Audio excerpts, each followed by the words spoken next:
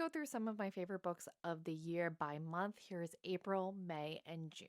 And yes, some months I have more than just one book. Starting off in April, we have Wandering Stars by Tommy Orange. This is a literary fiction slash historical novel about the Native American experience told over generations here in the United States and the mistreatment that they have received and generational trauma of that. This was an excellent, excellent read. And if you have not read this book, I do highly suggest you read it and maybe listen to it on an audiobook. Also, in the month of April, I read Final Girls by Riley Sager. This is my first Riley Sager book, and I really, really liked it. And I've read a few more books of his since then, and they've all been really great, but this is probably still my number one favorite.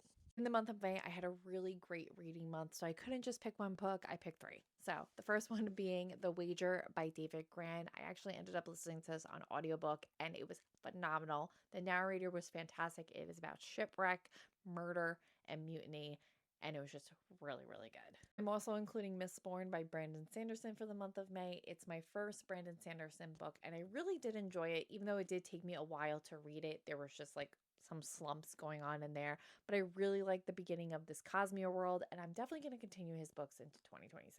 And finally, in the month of May, I read Broken Country by Claire Leslie Hall.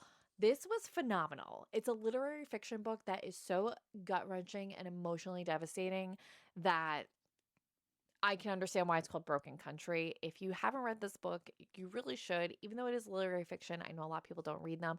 It was so good. And in the month of June, my favorite book, which should be surprising to everybody because it is a romance, is Till Summer Do Us Part by Megan Quinn. This is my first Megan Quinn book. I laughed out loud in this book. I loved it so, so much that I had to buy the shelf trophy after listening to the audiobook. This was just so good because it was actually realistic and not like overly mushy gushy. I loved this book. Let me know what some of your favorites were from those months and if you've read any of these books. Okay, thanks. Bye.